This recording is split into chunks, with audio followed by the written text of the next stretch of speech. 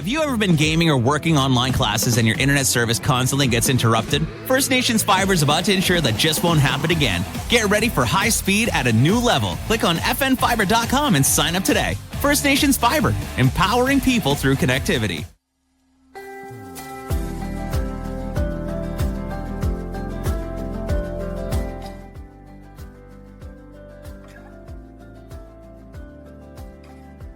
When you're ready, you let me know. I'm ready. On the Wadasawa Giga Beading Podcast. Okay, so. Hello, everybody, and welcome to the first episode of Season 4 of The Beading Table with your hosts, the Garuyakwa Stand-Up, and myself, Leith Mukiwa. We are glad to welcome everybody today to the podcast. If you're listening, you will know that we have been on the airwaves through the internet for 4 years now. How exciting for us, little ideas that turned into something that we can both be proud of. So, Degaruyakwa, how are you on this first episode of 2026? I'm good. That's crazy. It just that's a long time. It's a long time. I know. I was telling Corey last night. I was looking through the book of questions. It feels like it's been at least 2 years. To me, I don't know. Yeah. That went fast. Yeah. I know we were more consistent in the beginning years, of course, but things are happening. But yeah, so we are here on February 17th. Yeah. And you had some very interesting things that happened to you in January. You want to talk a little bit about your vacay? Your vacay and your unevenness, maybe? Oh, God. Yeah, so we went to Hawaii. No, we were in Hawaii. Mm-hmm. We just got back. It's been almost 2 weeks. We've been home a week and a half. And you went for how long? 2 weeks. Okay. Yeah. It was so nice. Was it? Yeah, it was so nice. Is it really hot there right now at this time, or is it? No, it's kind of, yes, it is, but it's not. I've been there in the summer, and it's a lot hotter in the summer. Okay. It's a little bit more humid, but because you're on an island, it's always breezy kind of. And but yeah, this time around it was nice. It was most days it was average between 24 to 26 every day. That's but nice. Full sun. Mm-hmm. The evenings it's a balmy kind of weather. You can wear a sweater, but it's kind of sticky a little. Yeah. But yeah, it was so nice. We had, before we left, we looked and it was calling for a lot of rain on certain certain places because we went to 2 islands. Uh-huh.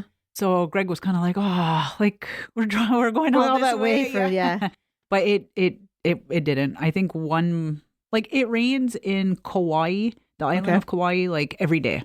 It's going to rain every day, but it might be for 20 seconds. It might be for an hour. It might, whatever.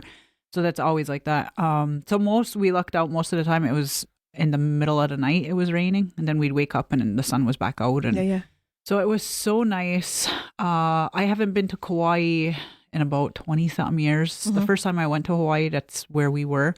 And the island is just so much chill. It's so much chiller than Oahu is. Mm-hmm. And that's where you went, Oahu too? Yeah, we went to both. So, and it was nice because they, Greg, everyone actually got to experience it for the first time. Mm-hmm. I was always joking with Greg. I'm like, yes, Hawaii is beautiful. I love it. Oahu is great. They've only ever been to that island. So I'm like, but you have to see Kauai. I said, it's different. I said, the vibe is different. The landscape is different. It's kind of like on Oahu when you go to the North Shore.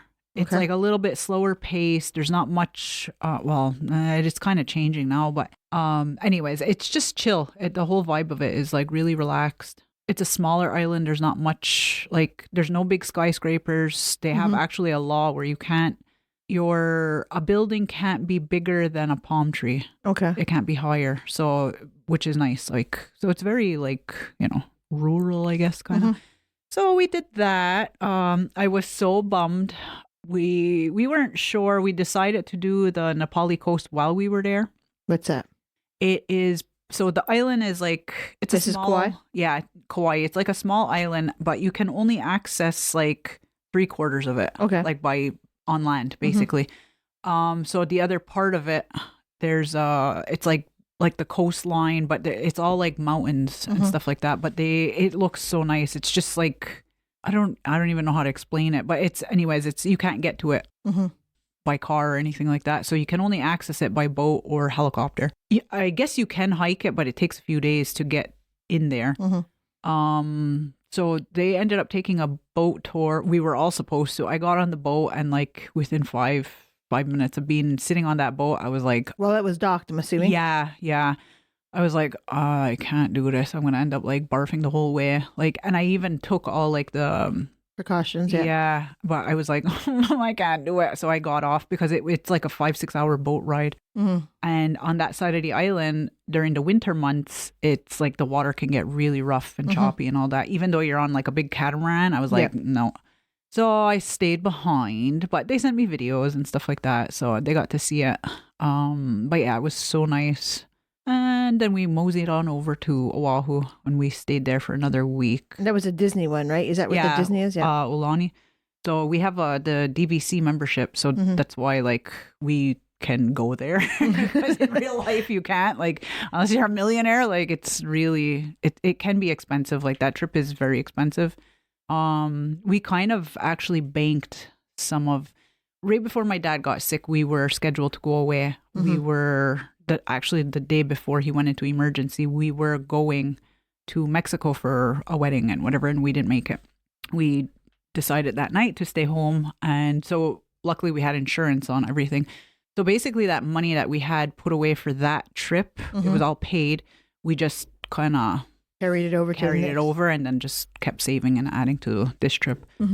So that's why we were able to go for a full 2 weeks, and we did 2 islands, and we had a little extra savings for that. So yeah, but it was nice. We brought the kids, Greg and I, my mother-in-law, and Howard Odo's girlfriend, Kendra. So it was nice. It was nice that like it was her first time. So we were like, oh, it's so nice. Like we were all excited. And your mother has gone with you before, right? Yeah, my mother-in-law came the last 2 times we went.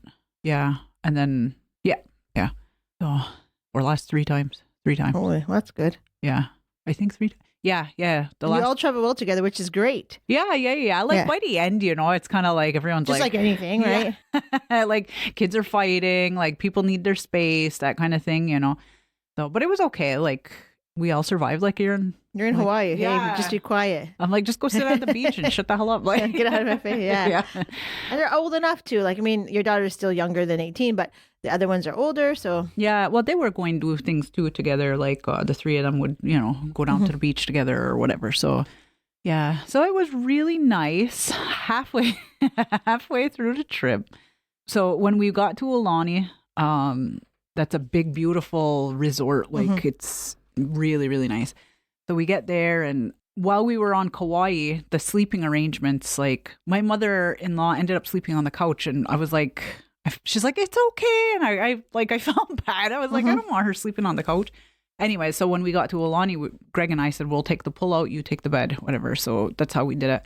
The pull-out bed, I'm pretty sure that's what messed up my neck and my back or something. I stuck it out for, I think, 3 nights. And the 3rd night, in the middle of the night, I went to roll over and the world started spinning. And I was like, what in the hell? And I woke up, I sat up and I was like, oh, what the hell is this?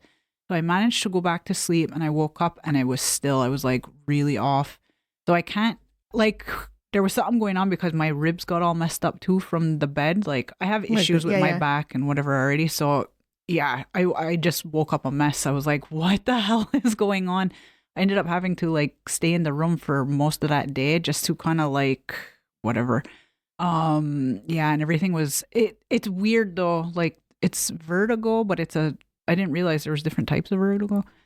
So the one that I have is kind of like I think you already went to, like, did you go to the doctors there, or you went to the doctor here? No, I didn't even see the doctors yet. I went to an osteopath. Okay. And then I have physio coming up for it. It's something to do with your neck and your shoulders, your back, and whatever. So it's like I'm fine sitting here, like things aren't moving or anything like that. But if I tilt my head up or to the right too much, or if I lay down, like quickly, does it matter what pace, or is it just like at all? Either at all. But then I only spin for a few minutes, like a few seconds even. It's like between 20 to 30 seconds, and then it stops. and it's like everything readjusts. I think it's the crystals in the ear. So they move every time I do those movements, and then I spin. So that is wild. It's wild how our body works and how it's just like little will get you Poor like Greg, I was so mad at him. Why? Not really. I was like, this is bullshit. I said, how come you men don't have to go through nothing? I said, and us women go through all kinds of bullshit during menopause or as we get older, and as if it was his fault. But yeah, I don't know. It's annoying. It's really annoying because I feel okay most of the time. Then I forget and I do something and I'm like, oh no. And it's like everything starts spinning. And luckily I'm not nauseous though from it. It's not doing any of that. Was that happening when you were away though?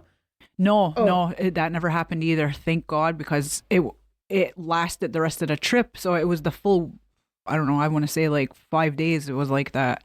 And I was kind of like, I got to fly home now. Like with this. Yeah. And I felt unsteady. So I'm like, what the hell am I going to do on the plane? Like, I'm going to die.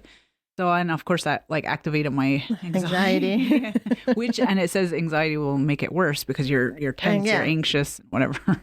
Anyways, I was fine. I was totally fine. Good. Everything worked out great. Yeah. So I'm still dealing with it. It's a little less, it's a lot less from when we were away, but I'm still, trying to cope with it. And yeah, I'm like doing, as we're sitting here, we're both like moving our shoulders and because you're talking about it and I started getting tense. I was like, I better sit back.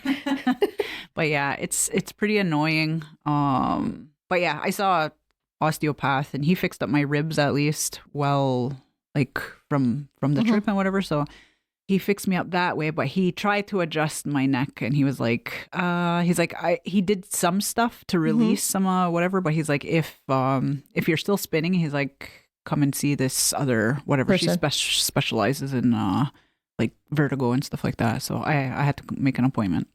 So that's been our what else? What else? Our American Idol. American Idol. Oh yeah, Ryan Seacrest. I was like, what are you talking about, American Idol? When you went viral? Yeah. Oh my God. I'm sorry. Everyone probably already heard all this. If you've been on my Instagram, you've seen it. But oh my God, it was so exciting. It was not planned. We didn't know. Like it was only after we booked everything and it closer to the date, Greg looked it up. Oh, that's why he got an email saying that there might be a disruption. Okay. Because that they're all there or whatever. So, he's like, holy shit, you're going to be there, you know? So we're like, oh, cool, whatever. So the first day we got there, they were on their last day of filming. So it was like their last big hurrah and everything. So it was pretty cool. Like, so when you got to the resort that day? Yeah, we literally got there about maybe 11 o'clock. You went to try to find your spot at the fence? Well, it was so weird though. Like there was a fence, but literally like they were walking all over the place. Like the only ones that were really shielded, I guess, were like Lionel Richie, Luke Bryan, what's her name? Carrie Pate? No, Carrie Underwood. No, what the hell's her name? Carrie Perry. No, is it? She wasn't there. Carrie Underwood. Okay. Country, yeah. I don't follow American Idol, so I don't really know. I mean, I know Ryan Seacrest because he's been on there since the beginning of time. So, like, he came walking out like not. He had people around him, but even when he left, he was like by himself, like just cruising around, walking. Like, all the contestants were there. Like the contestant that won last year was there. He was just cruising. So was this just like the final, like where they find out who the winner is? I didn't stay that long because I was like, all right, I'm done. Like, I'm tired now. Yeah. So possibly, but I don't know. Or if they were like, if they just filmed I feel like they only filmed like their show, like the show part, and then probably taking like the finale somewhere else to say, okay, now we're picking you type of thing. Yeah, okay. But yeah, it was pretty cool. We just stood out there. It was like, I don't know, like the just a small part of it on the beach was like gated off. Everywhere else was like you could walk there and be right with them. So yeah, we just hung around and we did that. But yeah, he took my phone, which I didn't expect at all. And I don't know, I was like, holy shit. And you were on the thing, and your mother-in-law was there too, I think? Yeah. Your daughter. So it was funny. And every day there's still damn comments. Now I'm like, people are commenting on your video? Yeah, because it went viral. So it's like everybody around the damn world is talking about it. I'm not even going into like read anything, but when it shows up on like say my feed, well, like my notifications, when it's on there, you could see like a little bit of what's written, like the comment. Oh, okay. And where did you post it? On Instagram or Instagram? Yeah. Okay. Yeah, I just I just saw what you had posted when it first original. I didn't know it's because the kids took my phone and they tagged like Ryan Seacrest and they tagged, they made it bigger than it they're was like, you originally. do this and whatever. So I'm like, all right, whatever, do it. But yeah, now everyone's fighting and he's so poor. They're all calling him like all kinds of words and names. Really? Yeah. So I'm like, people are rotten. I would say so. Well, I was kind of like, they better not start talking shit about me and my family. Like, I had one guy say something like on there and I deleted the comment because I was like, ew, that's inappropriate. Like, so yeah. Anyways, so that was our fun. That was our January for this year. Very exciting. I mean, it was. You went viral. You got vertigo. I got vertigo. Both things might make people go spinning. Yeah. Yeah, but other than that, I mean, that sounds like an awesome trip. Sorry, I was just texting because somebody asked me where I was today. Taking wellness hours right now. Oh, lovely. Yeah. But yeah. But no, it was fun. It was really nice. Greg was saying, he's like before we went, I always get like travel anxiety, like real bad.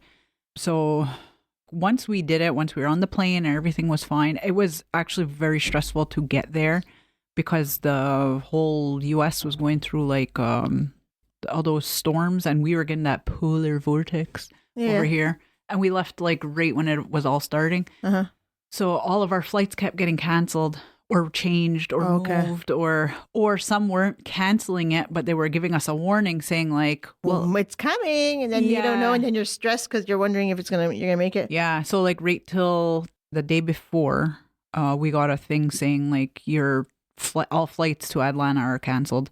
So now we had to like scramble, and there was one flight. What do you mean by scramble? Like, what do you have to do in that instance? You have to do something, or they do? No, we had to because they weren't rebooking us or anything like that. And now it was like we were flying out the next morning. So they gave you your money, I'm assuming, or the credit. We had like the credit, yeah. Okay. We had to change or whatever. So now Greg was like freaking out. So there was one flight I really didn't want to do, but now I was like, I don't think I would do any other flight. Which one's that? It was the long haul we went from here. We've done it before. And I just remember at the time wanting to like go insane on the plane because it's long. It was from here to Detroit, which is less than 2 hours. And then Detroit to Honolulu, which was about 10 hours. Well, it changes depending on weather and the route. They ended up having to go a little bit because of the weather? Yeah. So it took us 10 hours to get to Honolulu. And then we had to still take another flight from Honolulu to Kauai, which was literally like 20 minutes. It wasn't that much. But how do you normally go? Do you stop like a lot of times? Yeah, we'll do like a couple of jumps. See, I prefer to do one if possible. Yeah. I've never gone to Hawaii, but I just prefer to go as fast as I can and that's it. Yeah, like for me, well, now I would rather do that. Like that was fine. I just had to keep getting up and moving and because it's a long time. Yeah, but we managed to upgrade our seats, so we got bigger spaces, which was great. When you have like a 6'4" kid, I was like, oh my God, how is this kid gonna do? You know. But so we had a little bit more leg room. Yeah. But yeah, it was a little stressful getting there, but the flight was really good. It was super smooth. Yeah, everyone was good.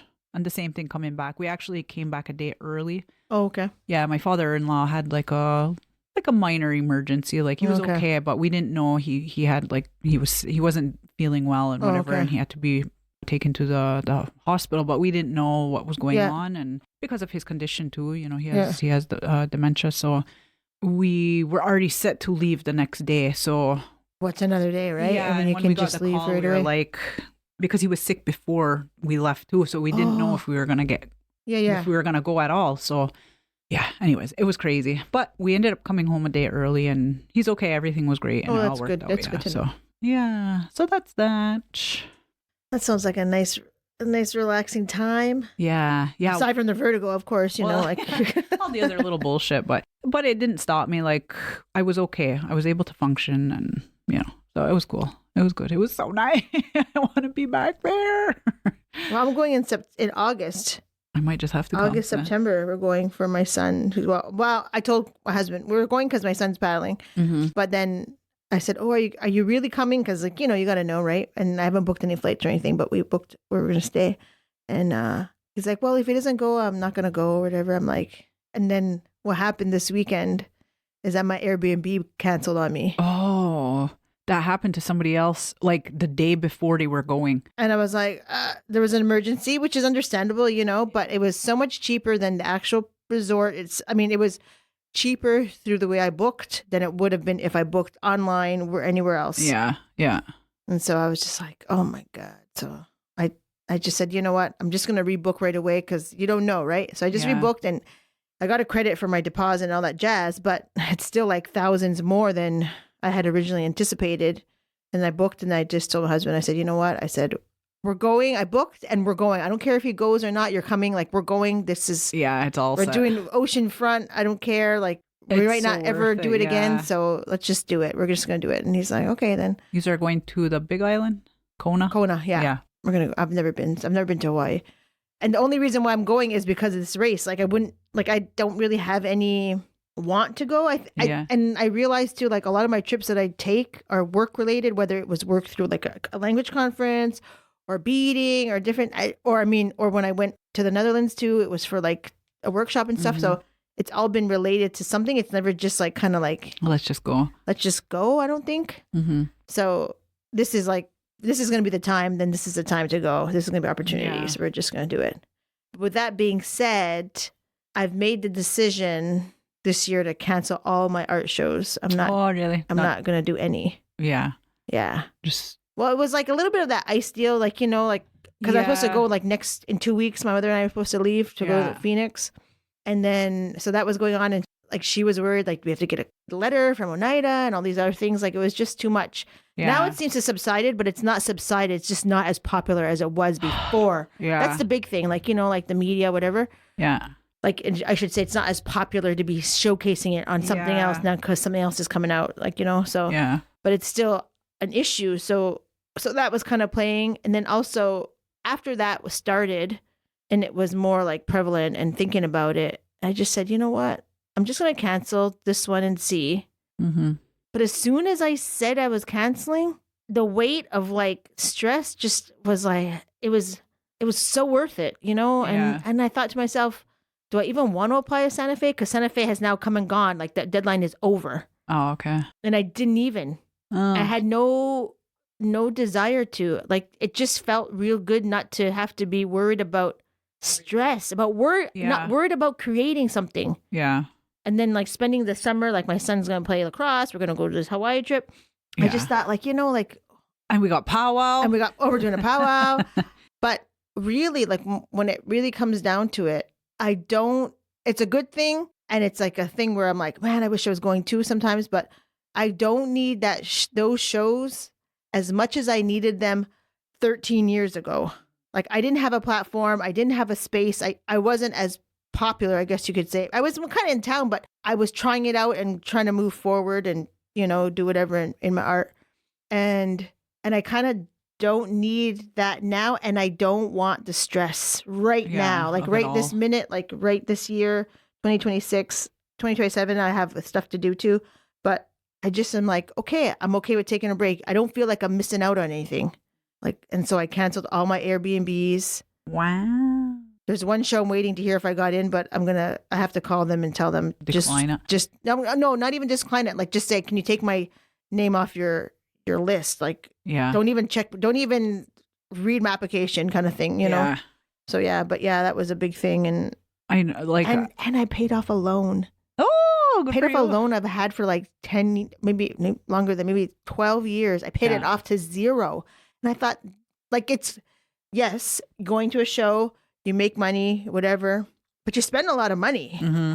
And I would have spent a lot of money. And when I took that money and I put it towards bills, bills and paid it off. And I was just like, man, I felt good. And I told work I would want to go full time. Oh my God. I'm going to really be adulting, like really like not just having to pay into private pension, but paying to I paid into pension before, but to be like, to commit. And so I feel good. Like, I'm going to commit to working like the regular folks, like every week, not every 3 weeks, and then take a week off. I'm really going to be there. I'm going to be there. And so it's going to be interesting. So So yeah, so I really kind of just made a lot of changes this past, like even just this past 2 weeks, just like, okay, this is what I'm gonna do. A lot of decisions and and I feel good. I feel like it's less stressed. And I'm even gonna reach out to the clients who have graduation orders next year and say, okay, after March break, like let's start getting your fabrics ready and let's start, and then I can do it slowly and not worry. Yeah, and take your time. Well, that's what I said, but you don't know what's going to happen is I'm going to put it to the side, but at least I'll be ready. Yeah, but I hear you because my daughter's graduating next year. Oh my goodness. Yeah, so that wasn't even on the radar. No. It seemed like. Yeah.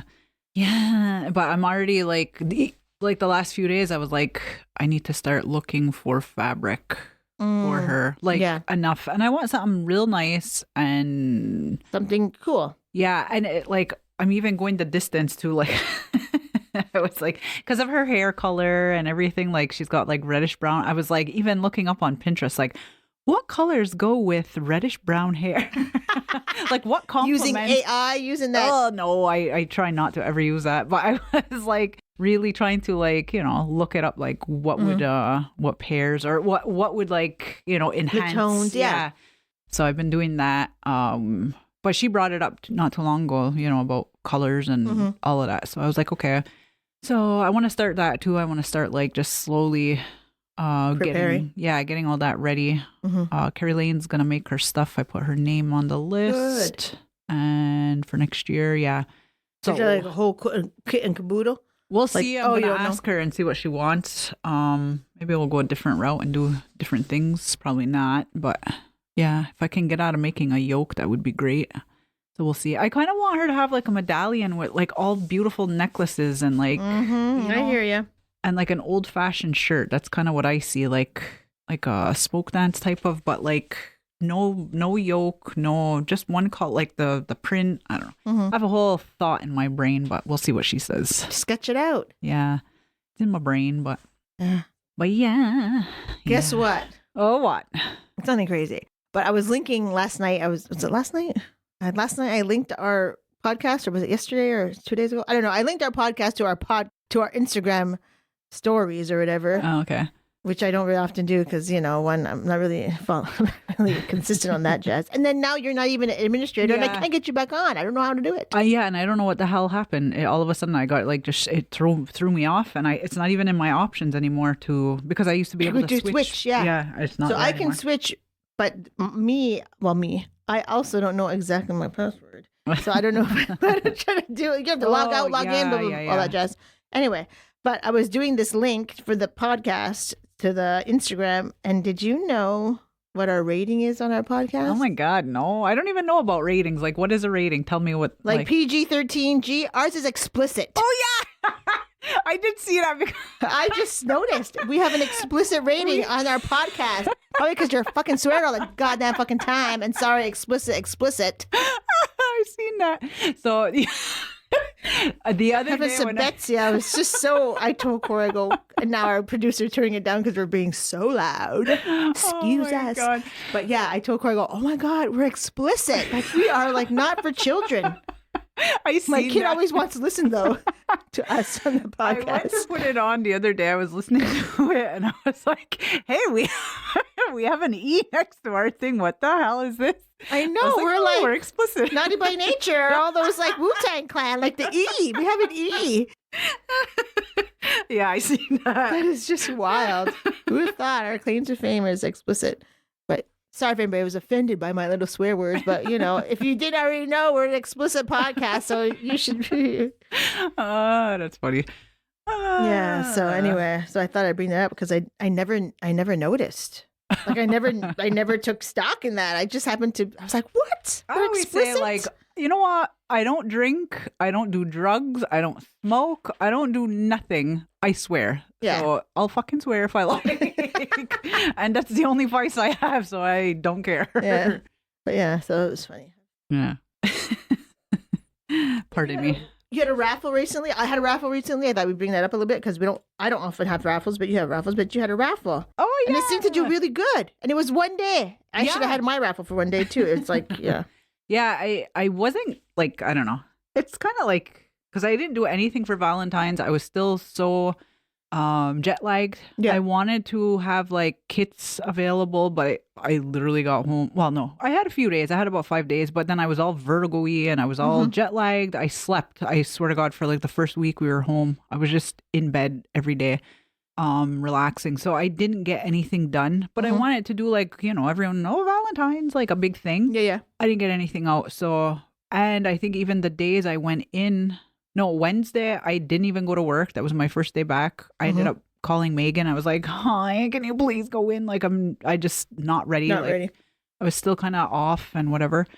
And I went in on partially Friday. So when I felt like a lot better Friday, I went in and I was like, I seen everyone else posting like, oh, Valentine's. And I'm like, should I do something like, and I had all my packages there, like with the full sets and all that. And then I was looking at we're getting low again with the beads. Yeah. So I was like, but there's still some really good colors. And I had a private stash. I had a personal little stash that I had put aside that still had a lot of the good colors. So I was like, oh, let me give some of these up. Because she's going to order. I'm ordering in March break, during March break. So yeah. So I was like, I'll just throw some of these. The ones that I don't need, because there's some that I need for other projects that I kind of want to use.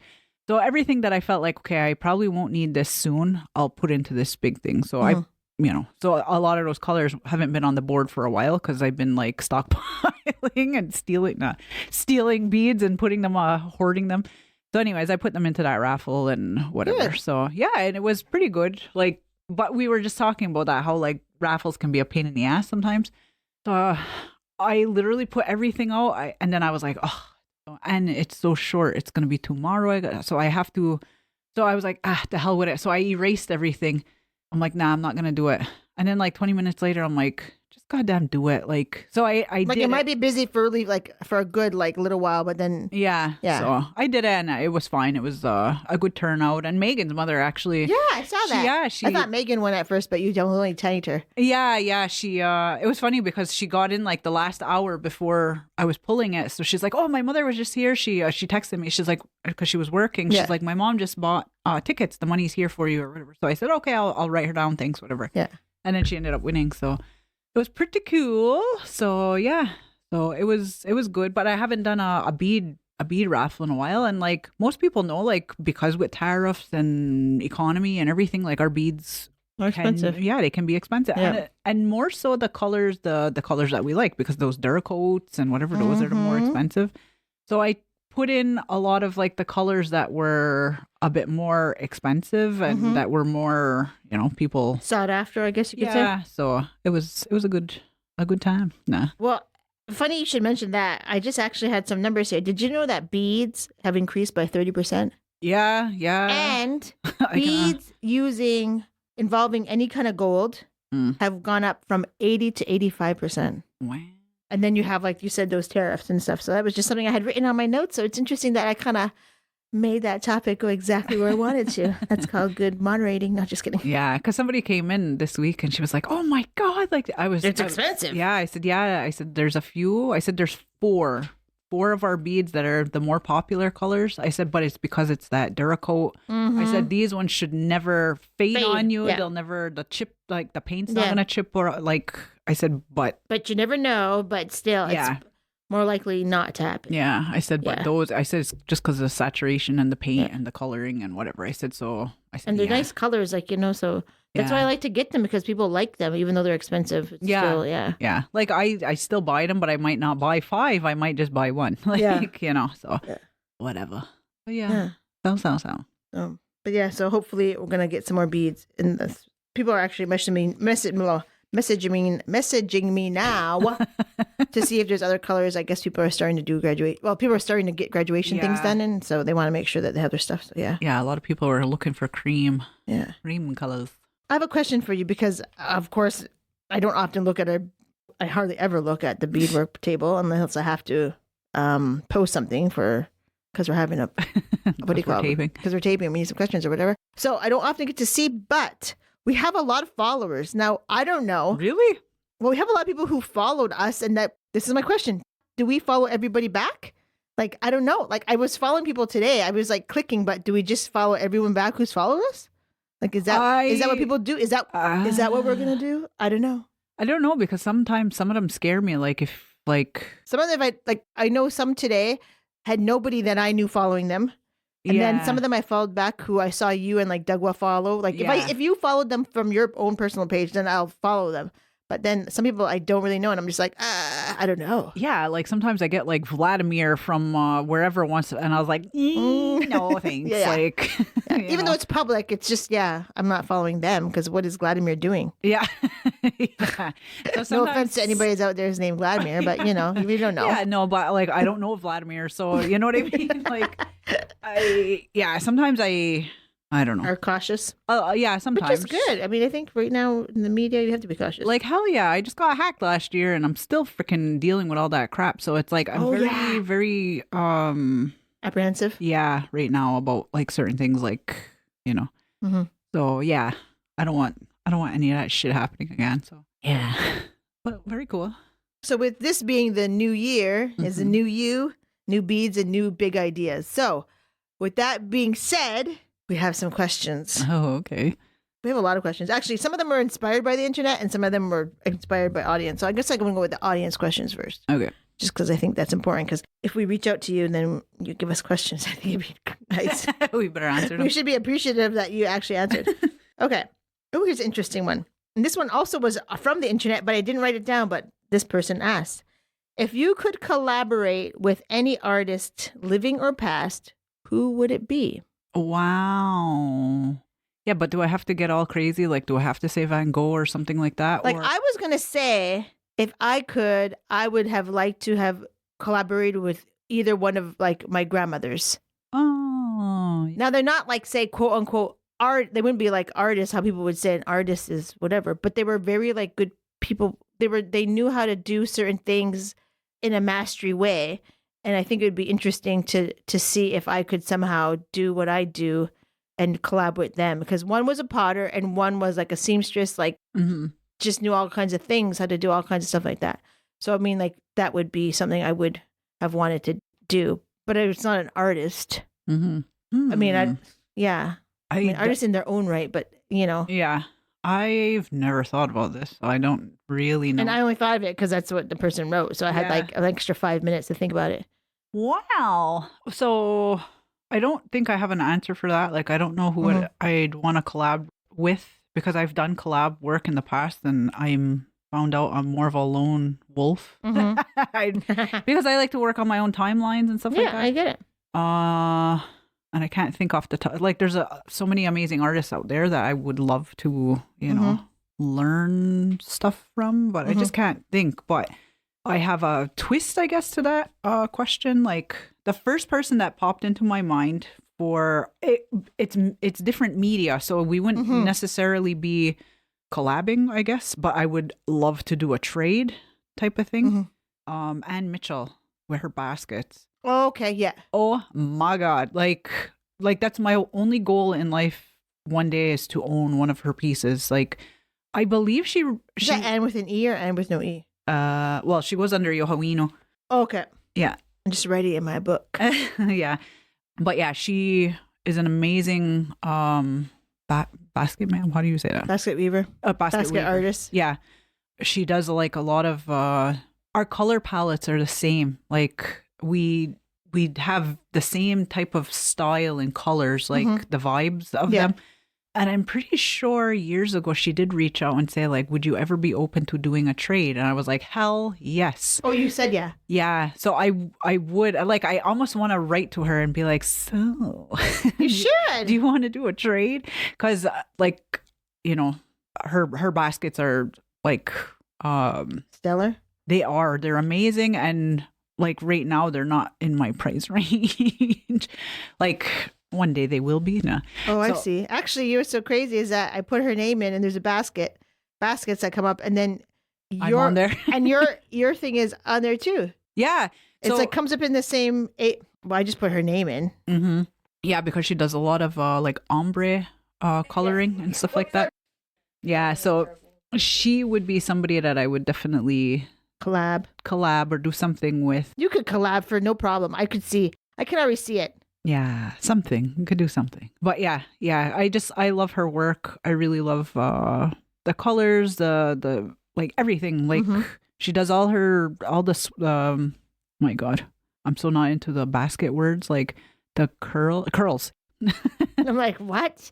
No, so the curls and then she weaves the ombre type things and she does all that stuff. So like, yeah. And I get it. Like we in Radiwana we did baskets for a week. I managed to do 2. I was so proud of myself because we were only supposed to do 1, but I was like so into it. But that would be something I could get into, but it's just the manpower required to do that. Like it's so much work. Like if you're pounding from, like when we did it, we were pounding from we were doing the entire process, cleaning the splints and you know everything, soaking them and whatever. So like I really appreciate the amount of work. Like I remember my hands being like cut to hell. Like they were all it's like paper cuts you get from the splints.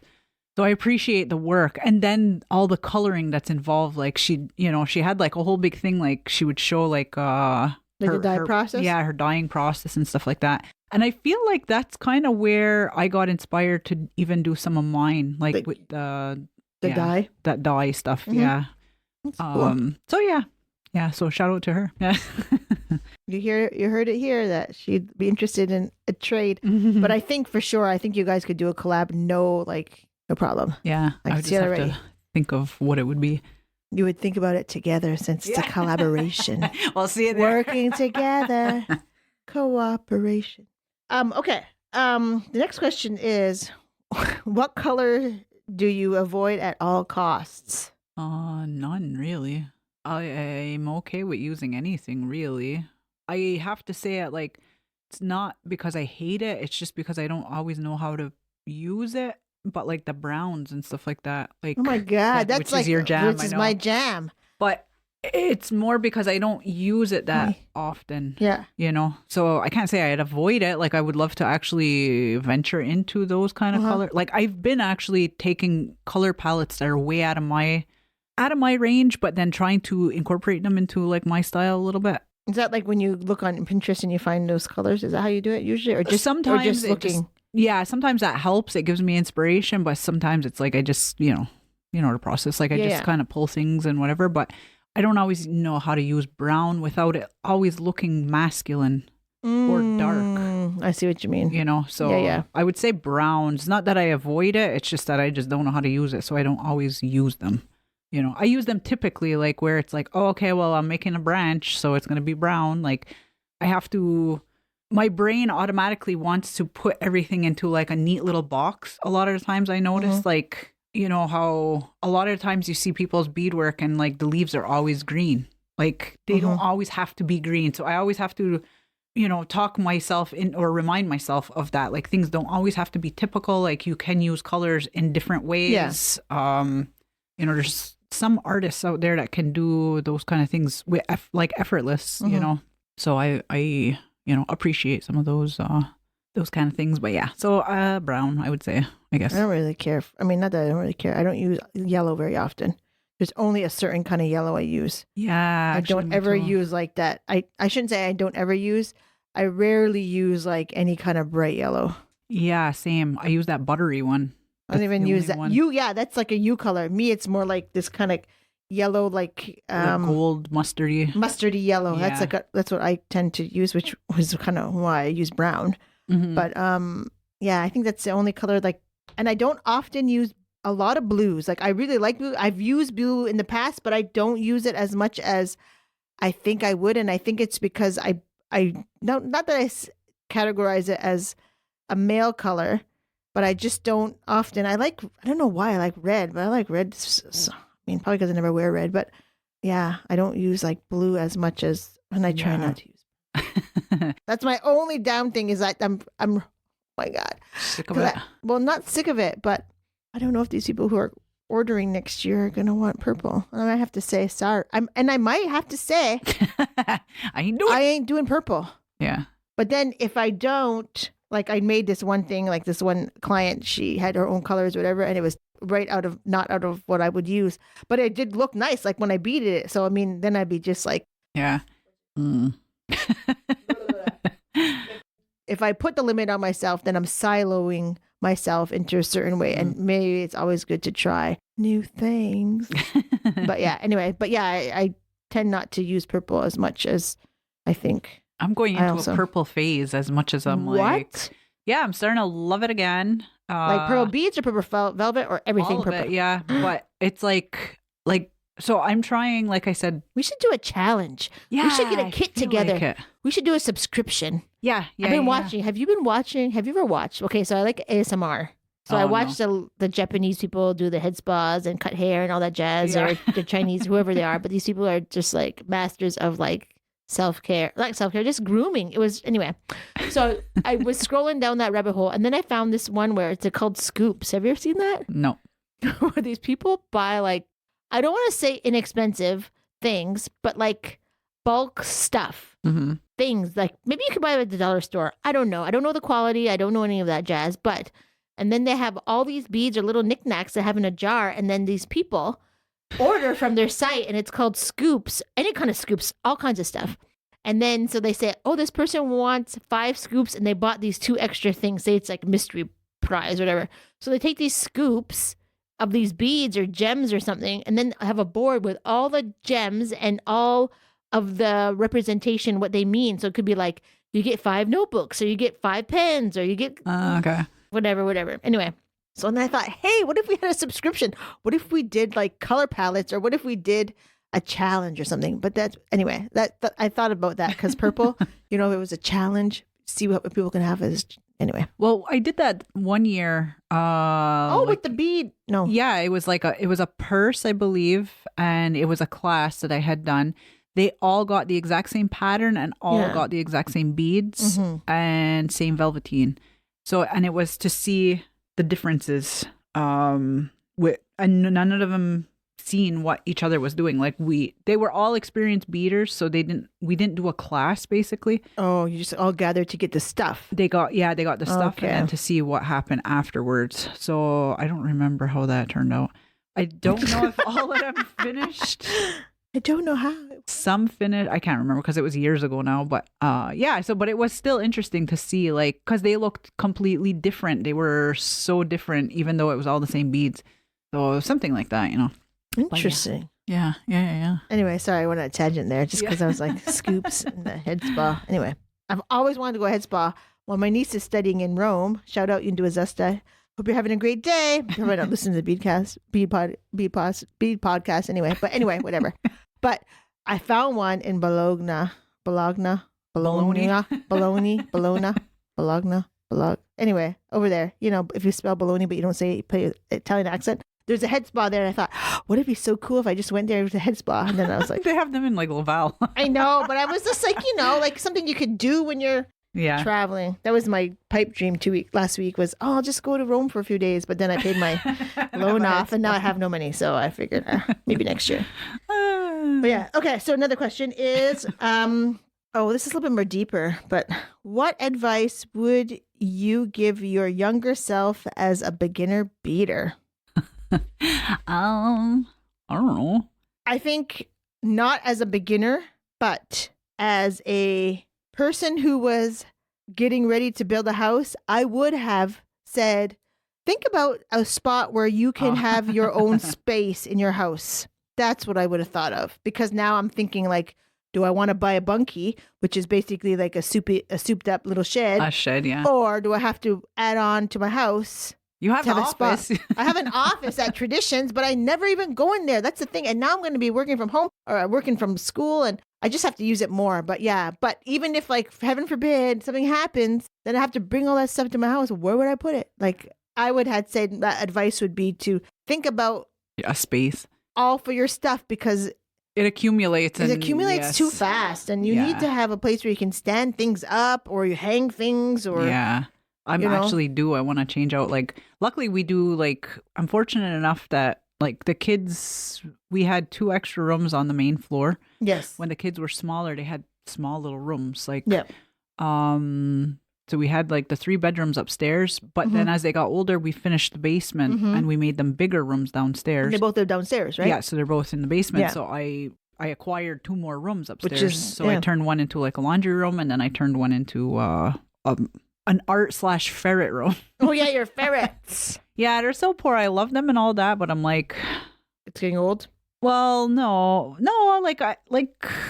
but I'm like, okay, when you guys hit the dusty trail, like That's it. Like, you're not buying more Hell ferrets. no, but I'm retaking over the space because they take up a lot of space in there. Like Their cage is huge. yeah, they have a massive cage and they're like toddlers. They are very Dusty.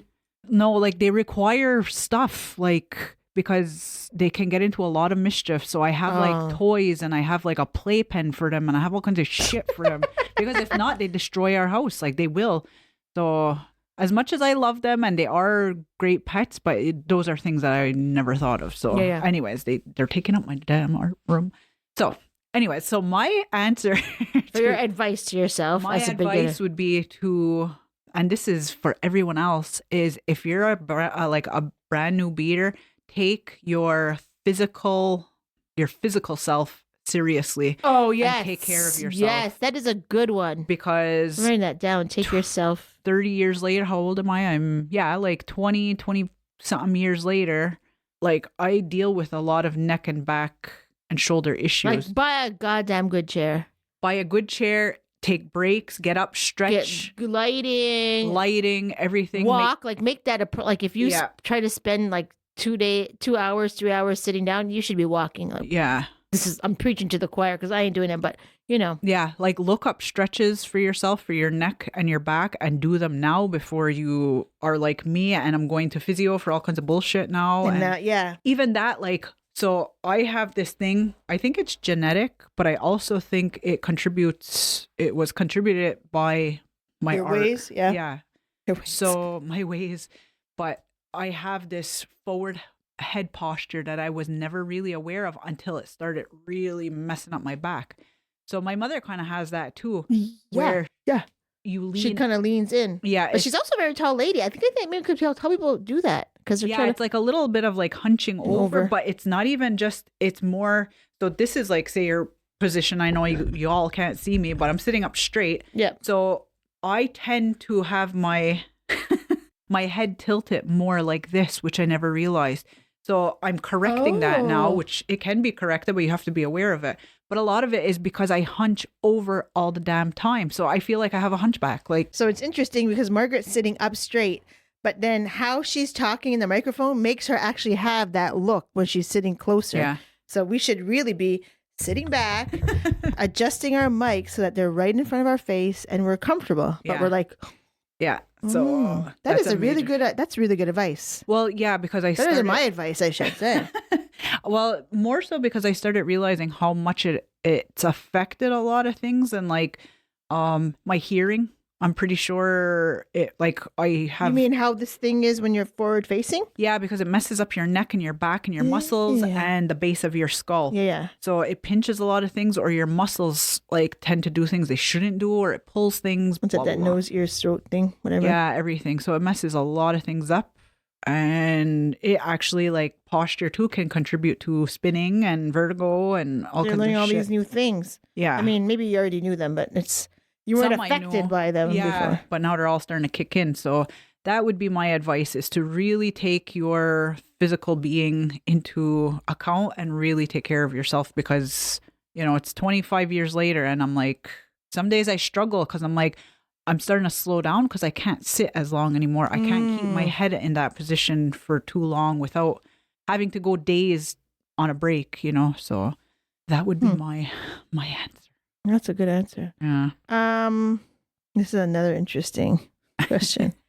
These are kind of like more thinkable, not randos questions. But what does beadwork mean to you beyond art? I think we did this before, but for me, it was always like my outlet. Yeah. You know, it's like it's my form of therapy. Now, it's a way for me to shut off my brain. Yeah. Like it's no secret. Like, I'm anxious a lot. I'm always anxious. Or I have anxiety. So when I work, it shuts that off because it's mindless. Like, I don't have to think for the most part, I would have to say.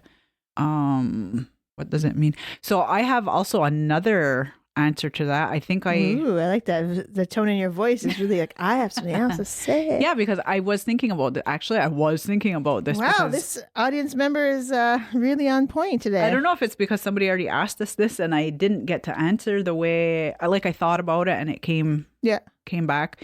So I found that the beadwork and all that became my route to understanding my great grandmother. So I don't know. It's like, it's a little weird because like there's no nothing is weird about that. Yeah, there's no connection in beadwork with my mother or my grandmother because they both didn't do it. Yeah.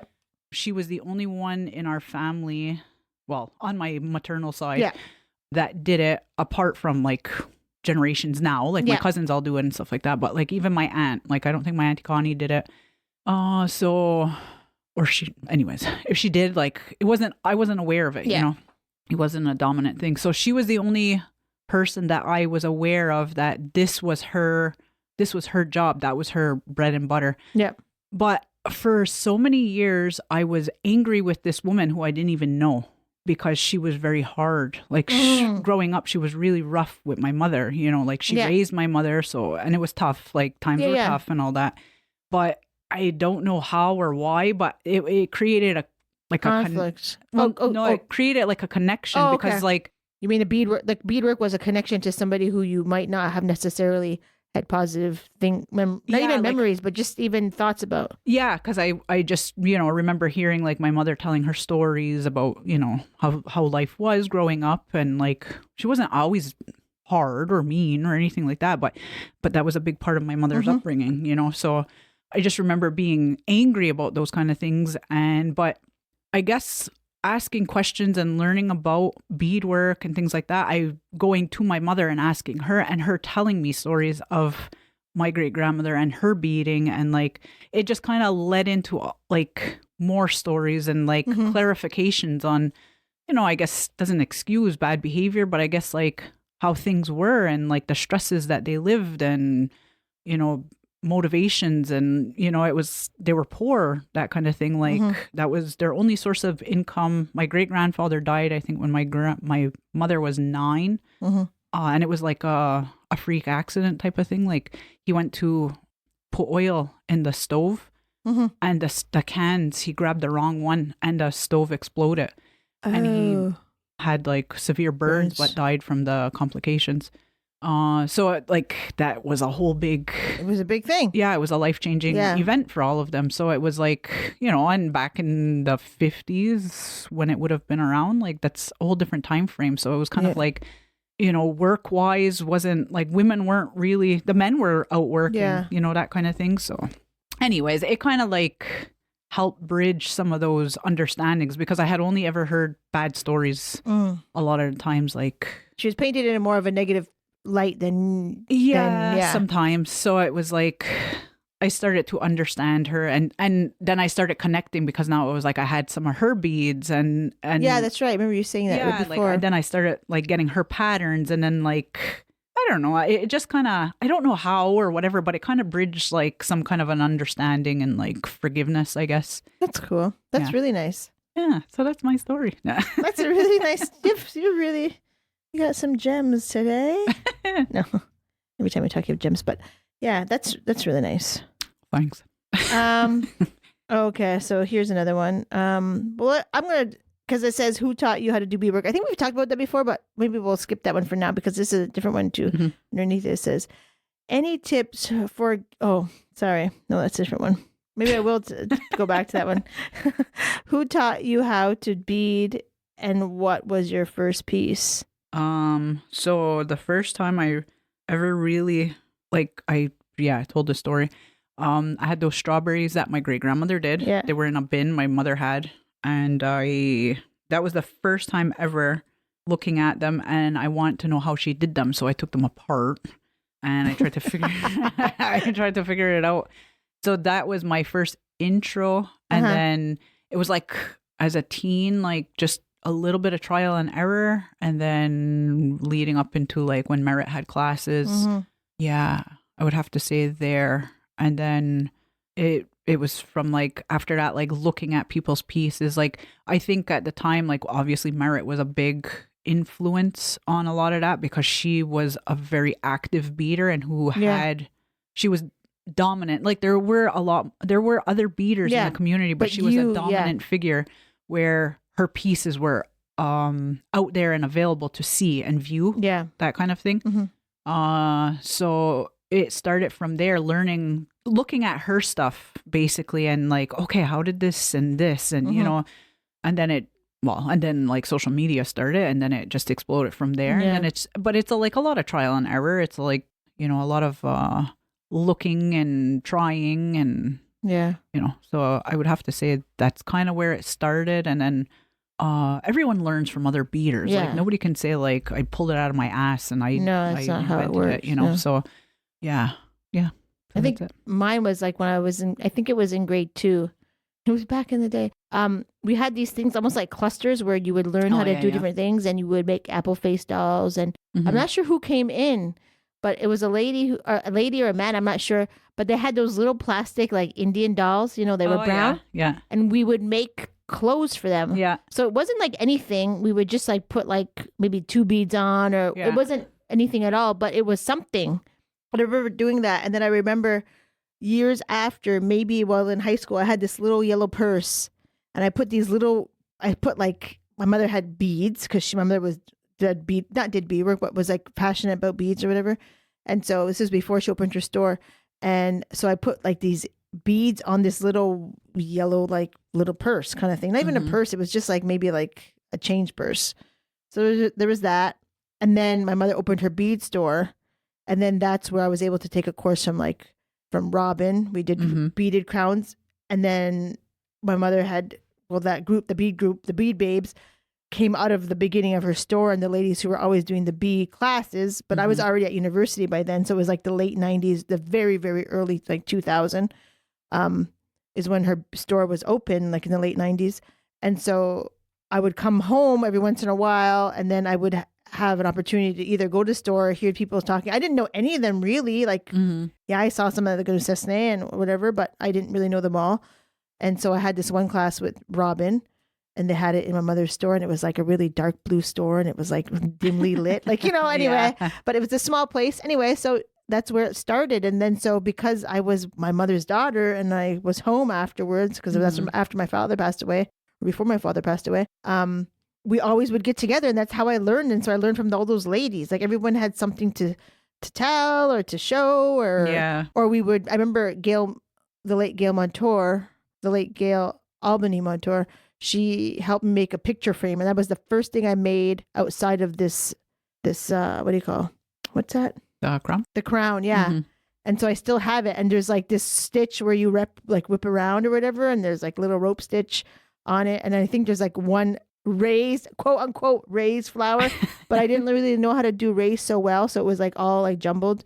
And then I made little cuffs for my son, and I was sure Leonardo at the time, like, you know, and stuff. So that's like kind of where I started, was from those ladies. And if I didn't have those ladies, I probably wouldn't. Well, my mother didn't have the store. I would never probably have. My life would have completely did something else. Like, who knows? Like, and it's funny like that. Like that's what I mean about how it just. I guess it depends at the time, like who was in your rotation type of thing, like within your space. Because like I had only ever seen like Merritt's classes and things like that, but like Robin was another dominant. But like for me, I associated her only with work, because I had worked with her. She was at Cattery at the time and stuff like that. So, and I had no idea she beaded like until way later, when I started becoming a bit more of an established beader type of thing, you know.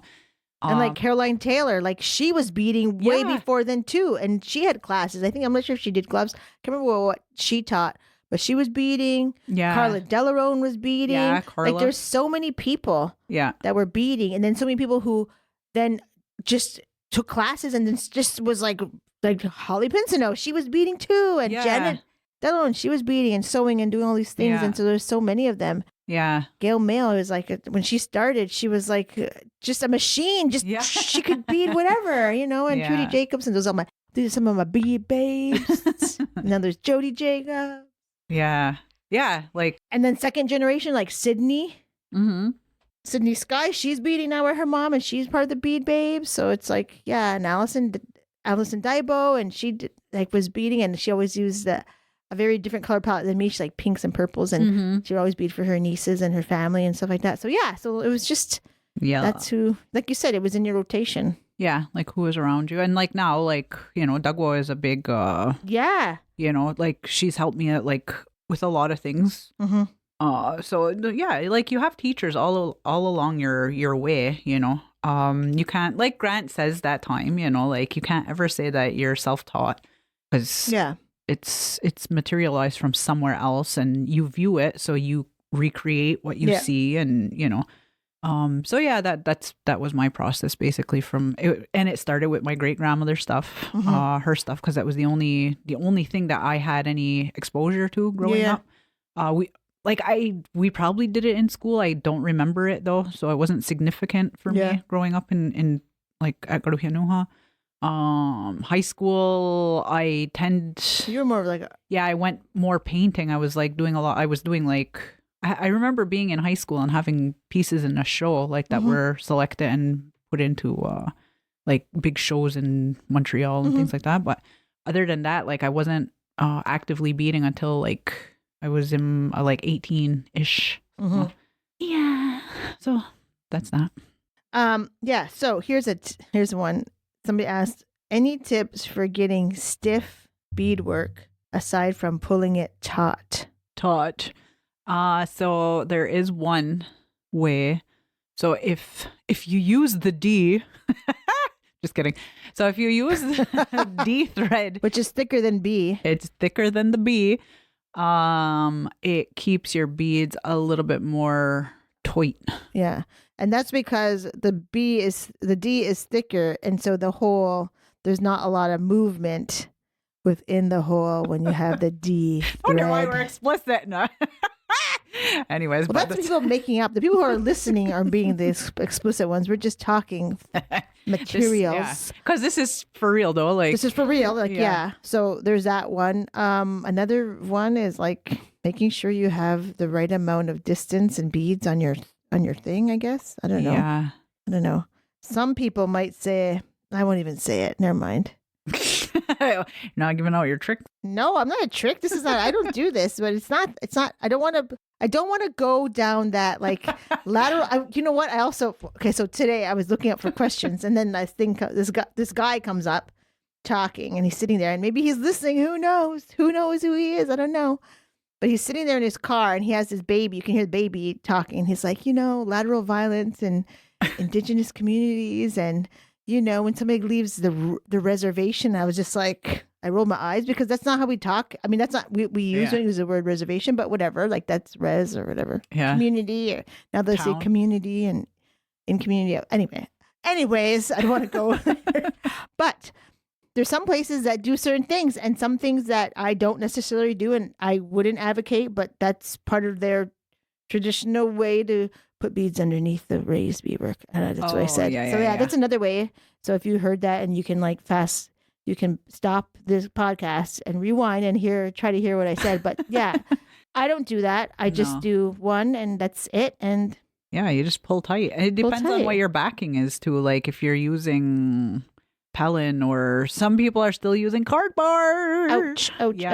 So that was a question that came in at the store not too long ago. Somebody was asking like, what do I use? Because they were still using cardboard. And I said, most of us got away from that. I said, like, for a while, yes, everyone was using it because Pellin it was always there, but I never used it for that. And it was only recently people started using that. But it saves your hands. Like, cardboard is the devil, and then you're adding glue to it and whatever else, and most of our hands used to get all messed up, and then the pieces get all like funny after a while from the handling and movement and all that. They would get all like wrinkly and crunchy. That's what I find with Pellin. That's why I don't use Pellin.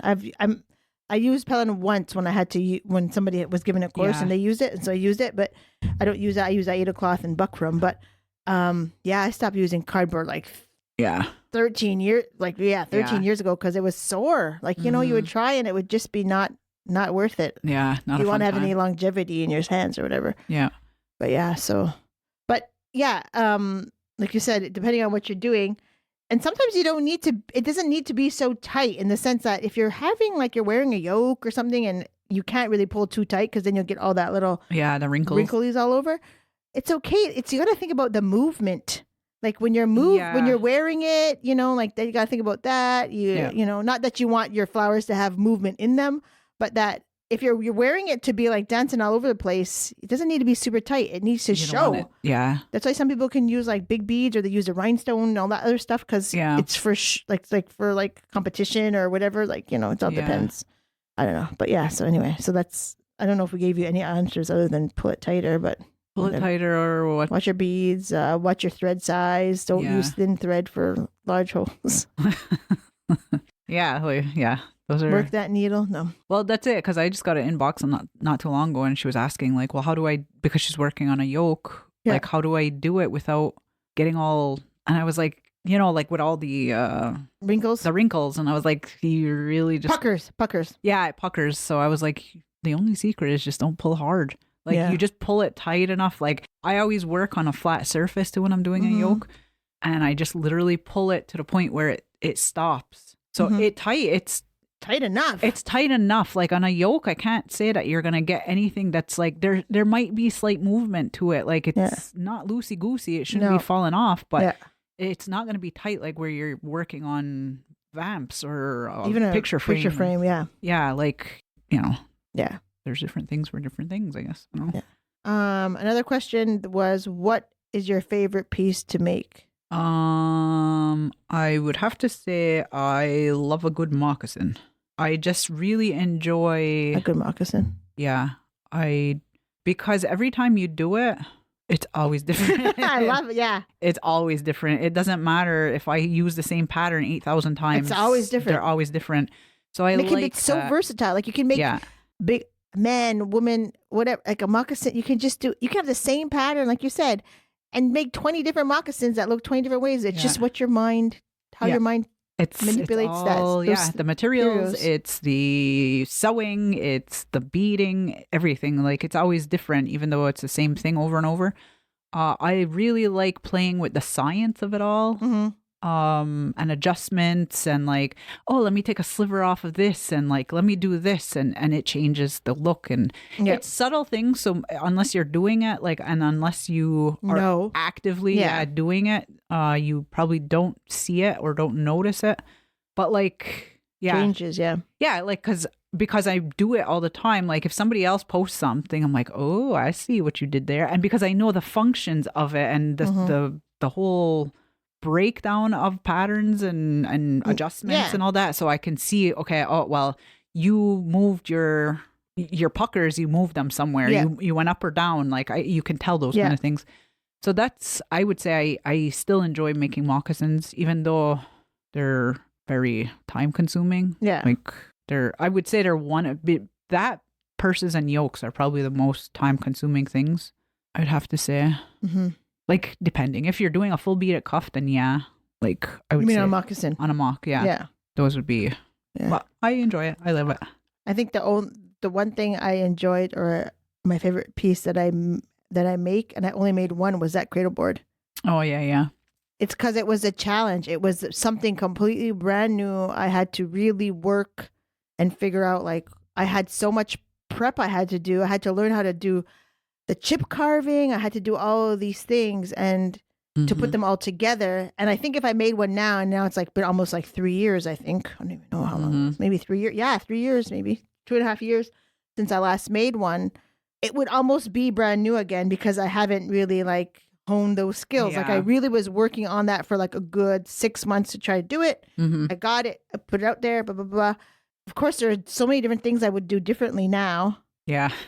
And so I would like to do it again. Like that's one of my things. Like I'm thinking of maybe doing another one, but not necessarily this year, like 2026, but that I want to do something. I still wanted to do mine too. Like me and you have different processes in it. Like I've done one similar, but not similar, like in the past. And like, I still have the idea for what I want to do and all that, but it's like, it's just to do it, like, because like say if like you have to stop and do it, like you can't just be like And because I'm it's a big, it could take 2 days. No, it's a long time. It's a big undertaking. And on top of it, because it's like something like for that, it wouldn't be specific to somebody, for somebody or anything like that. Like that would definitely become a showpiece. Yeah. So there's other aspects that I would have to consider in that. Like if I wanted to enter that, I don't want to have to attach somebody else's name to it. That means I would have to make the board. Yeah. And that in itself is like a whole big ass process, you know? It's so fun. Like, it's so fun. I've done it in the past. Yeah. Like I have one that I made in high school, but it's all painted, and I actually wanted to repaint it. Yeah. Because there was an artist helping me at the time, and her art took over the whole thing, and I used it for my own children, but you've evolved. You're different. You're a different person now, and you want to more because I felt like pushed into doing it a certain way based off of her style. So the board looks like she did it. Okay. You know what I mean? Yeah. Like even though I did it, like it was my board, I painted it, but like it's very much inspired by what it's basically her stuff on there. So in some ways, I guess some people would be like, well, that's great, but I am not. Like I am an artist too. Like you have your own style, and that's not a reflection of who you are in your style. Yeah. So if I were to change it, I would use my board because I've been wanting to sand off the image on there anyways. And it is beautiful, but I'm like, there's like bad juju on it. Like that's how I feel. Like I just look at the board and I'm like, ugh, I just want to change this. But yeah, it's a huge undertaking. And so I'm like, I just haven't gotten around to it.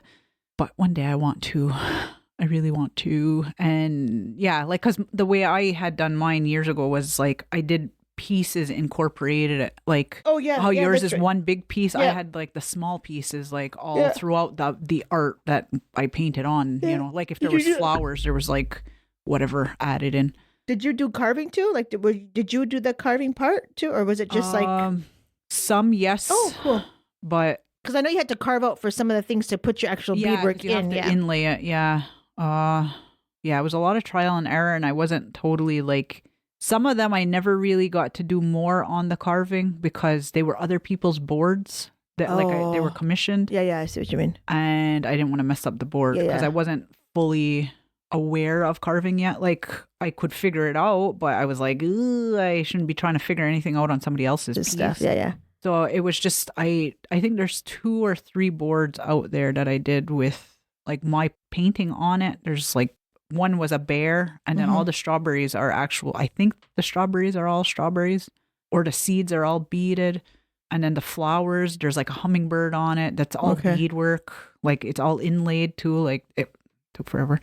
And then Fallon's for one of the babies. I did all kinds of shit on that too. I don't remember what now. Anyway, so that's something eventually I'd like to revisit as well. But cool. Yeah. Okay, so we've been. We're coming up to the 2 hour. We're coming up to the, as they would say, the Olympic. Oh my God! What's the end of the race?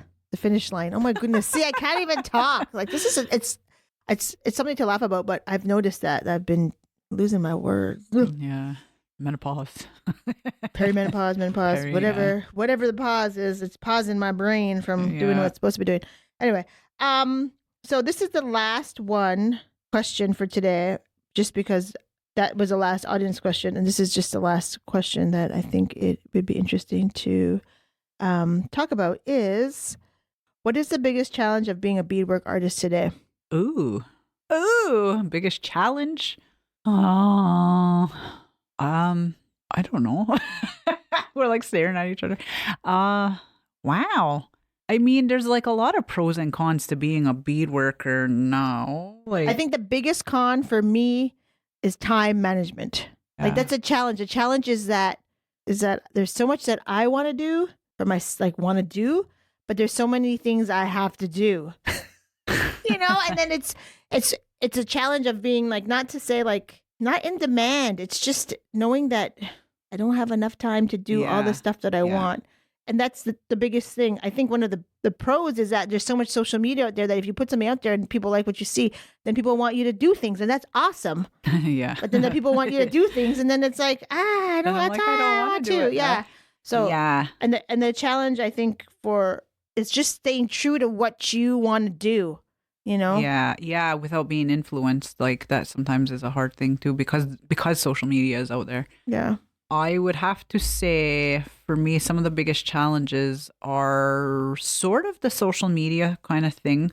For me too, what I did notice, it's finding a balance between like I teach, obviously, like everyone knows I've done classes, I've taught people.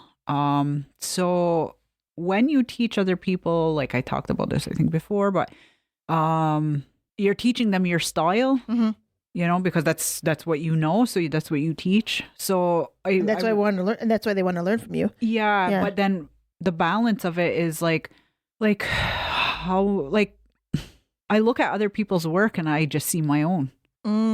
So I'm not trying to be like, oh, you know, like. But that's what you see because I'm sure like yeah, like people like Merritt probably see the same thing. Exactly. Yeah, because she's taught so many people. So she taught both of us. Yeah, like you see your work and other people's stuff. So, which is fine, but what about my work? Like, does it decrease my like not value, but yeah, because now it's I see what you mean. You know what I mean? Because now it's like, well, everyone's stuff kind of looks like Margaret. So yeah, I'm not saying that that's what it is, but that's what I mean. Like like I taught I don't know 50 people, so now 50 people have a style that looks like mine. Because there are times where I've opened up, you know, social media. Yeah, and then I was like, holy shit! Like it looked like I did it almost. People evolve though eventually, so it's. Everyone creates their own thing and it turns into their own stuff eventually. But for a little while, like you do see that, like, and not just me, any teacher, like Merritt's or anybody, like Jessica's, same thing. You're going to see those people's... the similarities are uncanny because that's the teacher. Yeah. So sometimes that's a challenge for me because then I feel like, I guess maybe that should be a good thing. But sometimes I'm like, yeah, but what's left for me then? Like where's your space? Yeah. Then where is like, yeah. And then I think, and then me, I think for you, like if you said that to me, I'd be like, oh my God, but you're Margaret. Like you are, like even if you teach people, and you do, you're still you. Yeah. Like you are what makes that style, and if people are interested in it, then it's you. Yeah, it just I guess it's your that, pieces, like, that little like piece of me everywhere type of thing. Anyways, but so sometimes that's how I viewed that. I don't know if that sounds dumb or if it sounds. No, it doesn't sound dumb. I mean, it sounds. I understand what you're saying. You know what I mean? Yeah. And the other thing too is social media. Like it's a double-edged sword. As much as you want to put things out there and like promote, things are out there and they're out there for everyone to see, view, and do what they please with. So sometimes you do stuff, you know, and it's okay. Like we've talked about that too, like the whole copying thing and all that, but that sometimes with social media, like I've noticed there's some people who don't post too much anymore, or they only put it on stories. So it's gone like sooner. So I noticed there's some bead workers that aren't really posting their stuff that much anymore. So, and I don't know if, I wonder who that is, because I don't know, but you don't have to say on here. So call people, because you know, yeah, and that's a business. I wondered, like, is it because of that? Because now it's so easy to access everybody, and like, oh, you know what I mean? Like, it's a double-edged thing. Like, you want you make yourself vulnerable to criticism, to even copying, to praise, to whatever the gamut is. Yeah. So I would say those are some of the challenges, I guess. Other challenges I would say is just economy right now. I was going to say damn expensive. Yeah, I was going to say that too. Yeah, it's price, everything is super expensive now. Yeah. So, and then pricing it for... Oh, you mean for sale? Yeah, your own worth, your own sale, like... Well, I have things I have things because I was getting ready to go to this show, right? And now I'm not going. So I had that one raffle, and then I have some things still. And I was out and I asked, like, oh, what do you think I should do? Like face to face, not on social media. And they said, well, you should have a raffle because I might not ever be able to afford anything from you. Yeah. But at least I can afford a chance to win something. I was like, oh, yeah. Like Christ's sake. Like that sounds like, yeah. But yeah, and it's like, man, that's truth. Yeah. That's a hard truth. It is like, and I think of that where like some artists where, like when certain artists have gone to a certain, like I don't know if I should, Well, I'm just going to say like Christy Bellacourt, who has she's an artist. She's a painting artist. Oh, yes. Okay. And her work is humongous, but like outstanding and beautiful. Like you get to a certain level when you, like an average Joe I cannot afford your stuff. Mm-hmm. You know what I mean? Like you start to price yourself reach. Yeah. So it's like your clientele changes.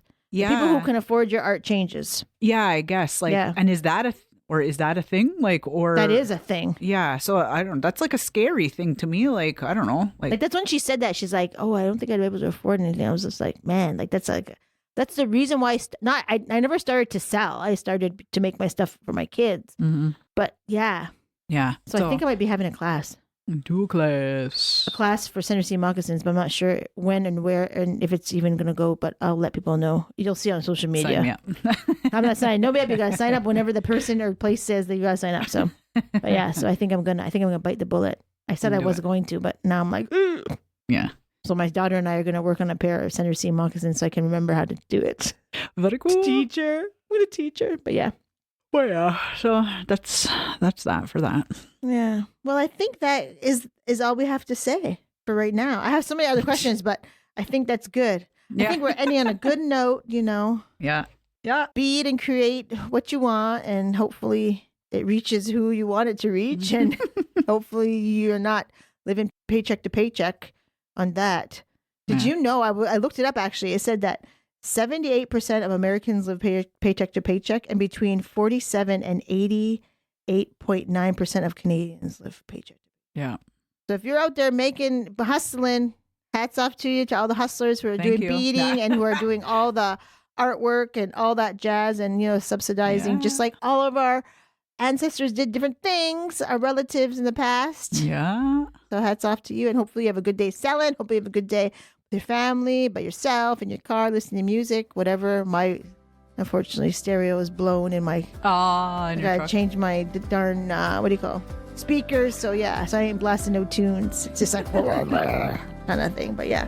But anyway, so have a great day, everybody, or evening, or whenever you're listening. And we will see you next time on the Beading Table. Toodles. Bye-bye. My ears are burning. The views and opinions of the guests expressed in this podcast do not reflect those of Iorì and its employees.